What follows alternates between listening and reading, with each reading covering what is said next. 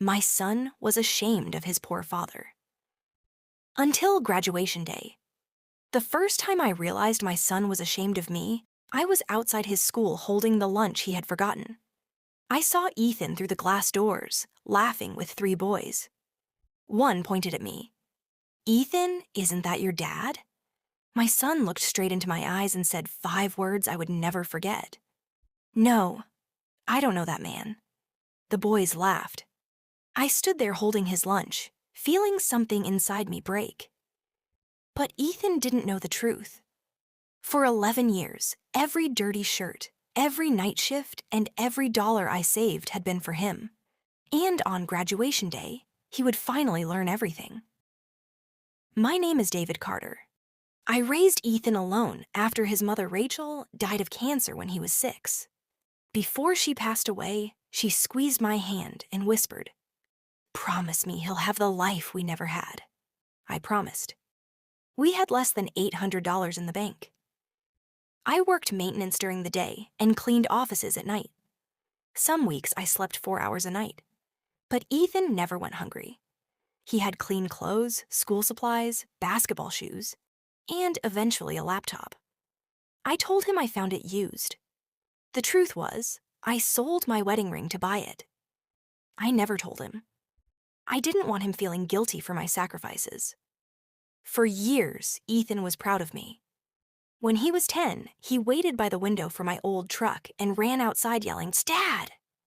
Then high school changed him. His new friends came from wealthy families. One father owned car dealerships. Another was a surgeon. One boy arrived every morning in a black Mercedes. I drove a 20-year-old pickup with a cracked window. One afternoon, Ethan said, "Dad, can you stop dropping me off in front of school?" I laughed. "Afraid my truck will scare the teachers?" He didn't smile. "Just drop me around the corner." A few months later, the school held parent night. I came straight from work, boots dusty and paint on my sleeve. When Ethan saw me near his friends, his face changed. "Dad," he whispered, "why didn't you change?" I came straight from work. One friend walked over. "Ethan, is this your dad?" I held out my hand. "Yes, David Carter." "What do you do?" "I fix whatever rich people break." The boy's father laughed. Ethan stared at the floor. On the way home, he said, "Could you not joke about being poor in front of my friends?" I wasn't joking. That's even worse. For a moment, I barely recognized him. Still, I remembered being 17 and wanting to belong. So I forgave him before he apologized. The problem was, he never did.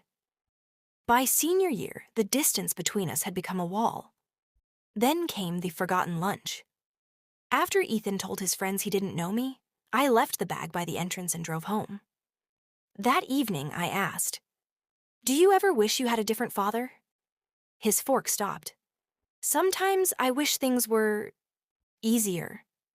I knew what he meant. A nicer house, a newer car, a father in a suit instead of work boots. I nodded. "I understand." He looked surprised. I washed my plate and went to work. What Ethan didn't know was that every Friday for 11 years, money disappeared from my paycheck before I touched it. After Rachel died, I opened an education account. At first, $20, then $50, then $100. Overtime went there. Weekend repair jobs went there. By senior year, there was enough to cover most of college. But there was another secret. 3 months before graduation, Ethan ran in holding a letter. "Dad, I got accepted!"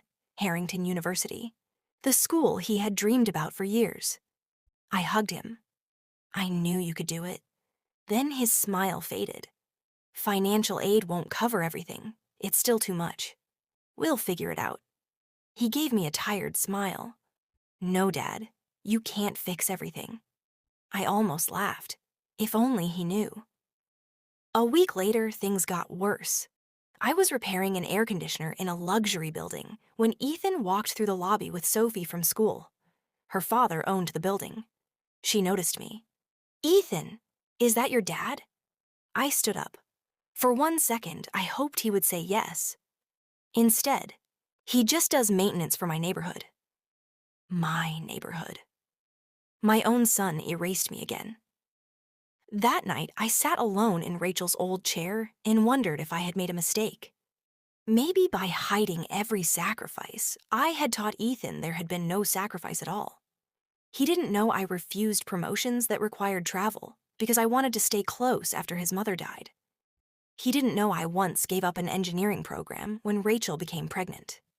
And he knew nothing about my biggest secret.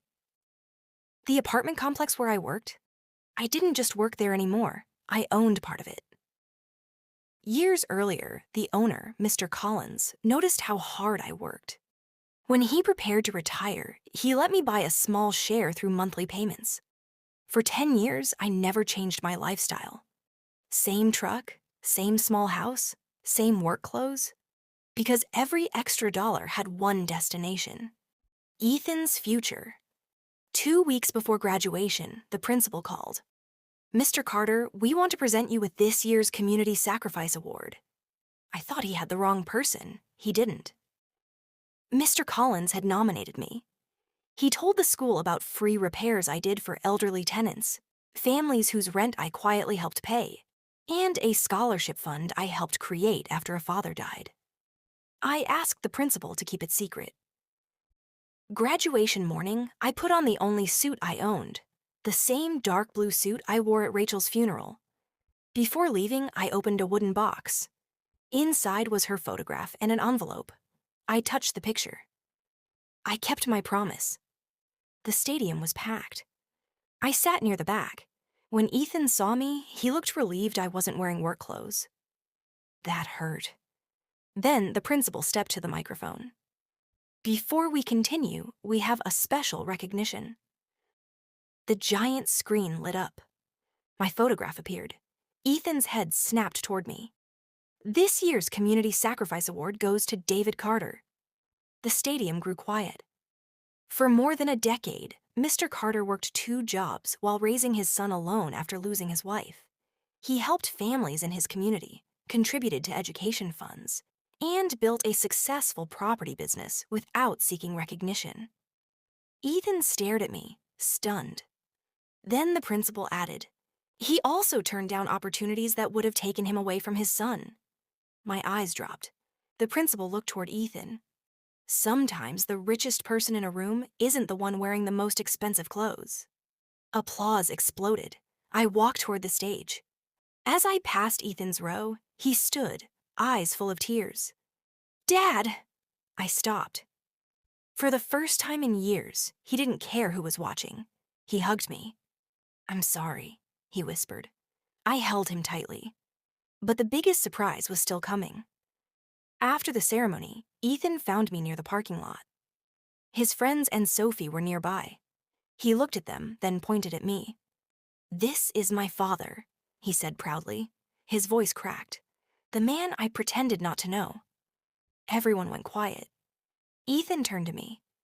"I thought people would judge me because we didn't have money." I reached into my jacket. "There's something else." I gave him the envelope. Inside was the statement from his education account. His hands shook. "Dad, what is this?" "Your college fund." He stared at the number. "How?" $20 at a time." His eyes filled again. "You worked all those nights for this?" "Yes." "The weekends too?" "Yes." Then I handed him a second paper. A letter from his mother, written shortly before she died. I had kept it for 11 years. Ethan unfolded it carefully. At the bottom, Rachel had written, "Your father may never look rich, Ethan. He will give everything away before he spends it on himself. When you are old enough to understand that, I hope you become half the man he is." Tears fell onto the page. Ethan hugged me again. That summer, he sold the expensive watch he bought with part-time money and used it to repair my truck. I told him it was a terrible investment. He laughed, and for the first time in years, he sounded like the little boy who used to wait by the window. A few months later, I drove him to Harrington University. At the campus entrance, I slowed down. Want me to drop you around the corner? Ethan smiled. No, drive right to the front. So I did. My old pickup rattled past luxury cars and polished SUVs. Students turned their heads. Ethan didn't care. He grabbed his bags, then leaned back through the window. I love you, Dad. I love you too. As I drove away, I looked at the empty passenger seat. For a second, I imagined Rachel sitting there smiling. My son had spent years believing poverty was the worst thing a person could carry. But by graduation day, he finally understood. Some people have full bank accounts and empty hearts. And some fathers have dirty hands, old trucks, and worn-out shoes. But are richer than anyone will ever know.